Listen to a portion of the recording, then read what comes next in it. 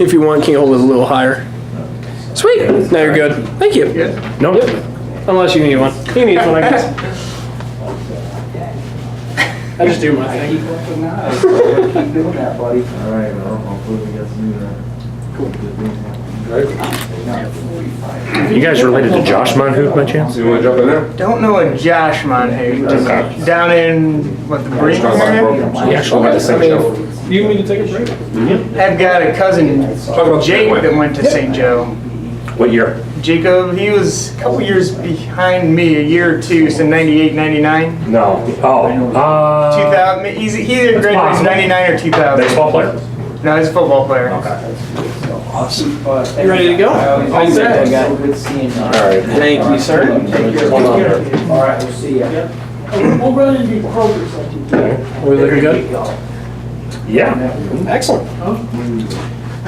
Okay, and if, are we running? Okay, if you want, you can just look at me, we'll just have a conversation. Okay. To start off with, the Penway is a big topic that is kind of a uniform thing throughout the program. What does it mean to you individually? I think the Penn Way has a few aspects. I think it's all about the passion. Passion for your school and passion for your coaches, passion for your teammates. Really, when you go out there on a Friday night, you're playing for your school, but you execute and you fight every single play for your teammates. Go out there because you know they've worked hard, they're doing their job, and you want to do yours.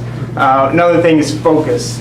You focus on doing the right thing, focus on execution, both on the field and off the field. You really got to make sure that you're there for your teammates, that you're putting in the time, you're putting in the effort in the off season as well as during practice, so you know that when you're out there on a Friday night, you're going into battle for each one of your teammates. Go out and win that game. And you talk about execution off the field as well. How do you notice that the Penn Way carried you through high school and then took you through the rest of your life as well? I think it's all about expectations. The expectations for success, the expectations for excellence, and the expectation to do your best. Coach Giesman always said, just go out there, do your best, and let the chips fall where they may. And so I think it's the same thing in life when you go out and you execute your job. You go out and when you're in the classroom, you're not going to be perfect. You're going to make mistakes, but you're going to have to battle back. And it's just a microcosm for the same thing on the field. Things are going to happen. You're going to have to go through adversity, but ultimately you're going to be able to come out on top.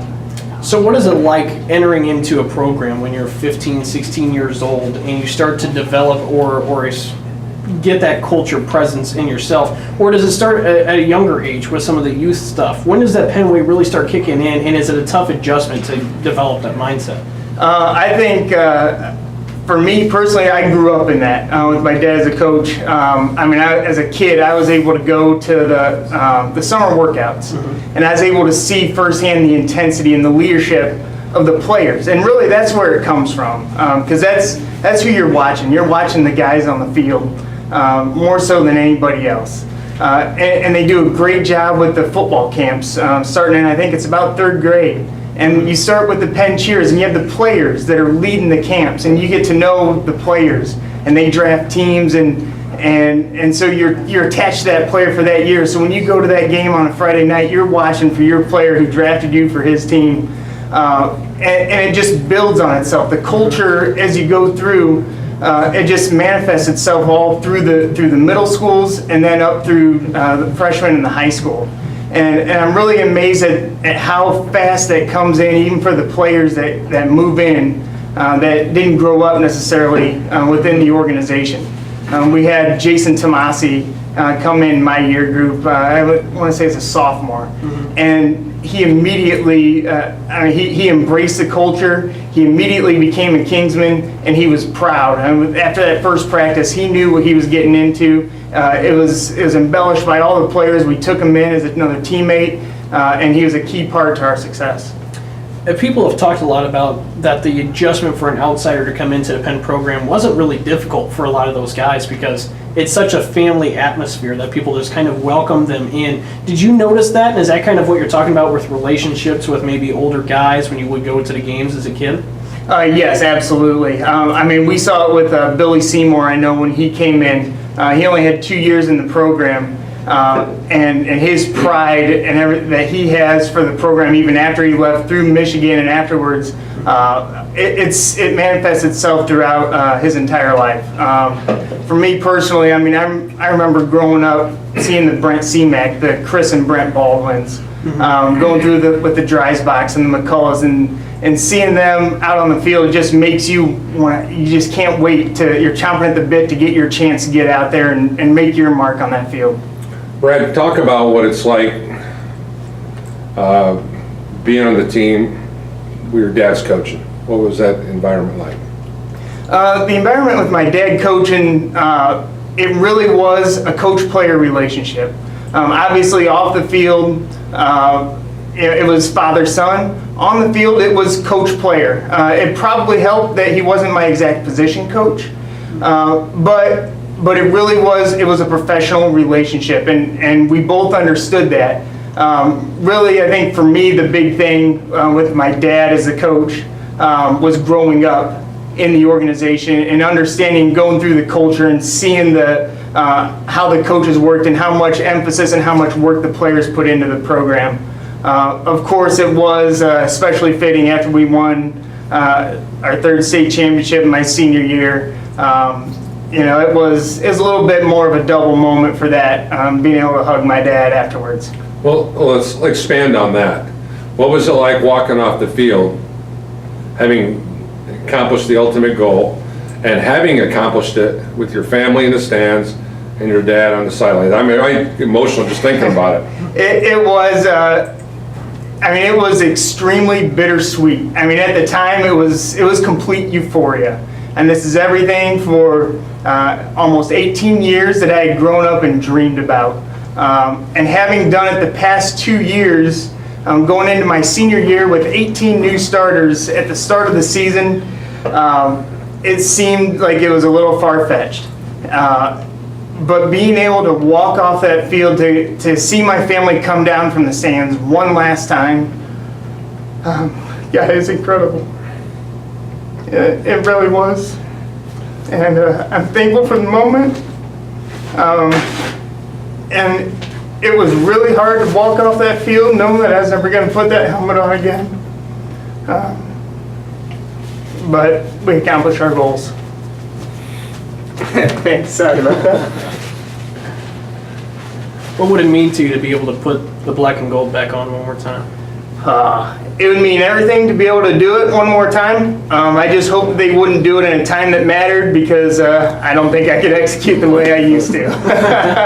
But it would be, that you spend so much time dreaming about it, and last time you take that off and realize you're never going to play again for the black and gold, it hits you, but it doesn't hit you till then. Talk about Coach Giesman's relationship with the assistant coaches, as well as Coach Giesman's relationship with the players. He was able to push all the coaches' buttons in just the right way, as your dad would adhere to, but he was also able to motivate the players to go into a game against South Bend LaSalle, as an example, where you're going to beat them by 50. Everybody in the building knew you were going to beat them by 50, but he made them talk like you were going to play the 85 Bears. Absolutely. So even if we knew that we were going to win the game, it was, how are you going to look doing it? It was, are you going to execute? Are you going to look crisp? Are you going to show exactly what you are capable of doing? Or is it going to be sloppy? Are you not going? What are you going to look like for a Penn football team? And it was that expectation to be able to he let the assistant coaches coach. He let them, he leveraged their strengths. He used their expertise. He leveraged their guidance during the games, and he was able to manage that from a player perspective. He was a master motivator. A lot of times he was hard on the players, and then he expected the players to rally around somebody. If somebody may have messed up or wasn't doing something right, then he expected the players to rally around them, and he would be the bad guy. And that sort of tactic really brought the team closer. and really allowed us to trust and be with each other every Friday night. One of the other things we were talking about is the Gold Rush and Wild Bunch, how those were introduced and what those mean to players. What did it mean to you to be part of that? I mean, it's to put those stickers on that helmet.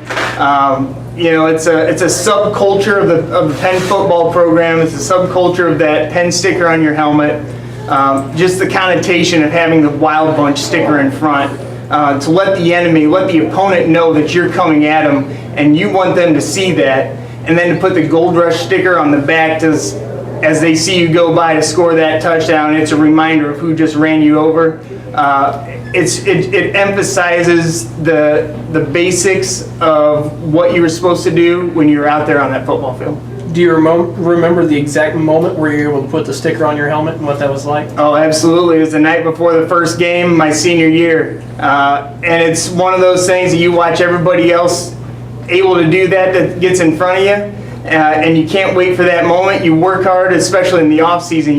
You want that to come. You're doing everything that you can do to let that moment hit you, to be able to peel that paper off, put that sticker on that nice gold, freshly painted helmet with those nice Penn stickers on the side, and you're going out to play your first game with 11 of your best friends that you've been through all kinds of hardships and adversity through, even in the off season from the last football season, starting a new chapter in the history of Penn football. It gives you more than goosebumps. What's your funniest Penn moment that we could share without using any colorful metaphors? No, I think my funniest Penn moment, we had a guy, Matt Wavero, got his name in the paper and they misspelled it WAPO. A couple practices, he had a couple of drop passes. He was another wide receiver, had some drop passes and got the nickname then Dropo. But he vindicated that. I remember we were playing South Bend Adams. He was able to catch a touchdown pass. It was one of the only passes I know he caught that year. But I was really happy that he was able to avenge that name and catch that pass. One interesting question I had, not growing up really with the Penn program and being an outsider like I was, one of the first things I noticed when I stumbled across it was the fan base. People are nuts for high school football, for Penn high school football. What did you take away from growing up and playing with those people surrounding you each Friday night? I mean, that was incredible. Like I said, as a kid, I was able to go on the sidelines and look up, and it was the exact same scene from when I was 5 years old to when I was 17. The stands were filled, black and gold rained throughout. The student section was there going nuts. You had the band playing, supporting you. The entire aura, the whole ambiance of the football game, the entire stadium, no matter where you went, whether it was home or away. When we played Bloomington South in the state championship game, they had these milk cartons full of BBs, and our fans had none of that, and they were able to drown them out. It's a passion that the entire community rallies around. It's a team that we really do. As a community, we go out, we play for them. The support is amazing, and it's a great, unbelievable system to be a part of. Have you listened to the Penn games on the radio? I listen almost every week as much as I can, and try to make it down for a game or two every year. Now they're up playing some in Michigan, and I go to those games as well. I try to hear and listen to as many games as I can, mostly to hear Coach Giesman and his trivia questions as well. All right, good stuff. Thanks, buddy. Awesome. Good job.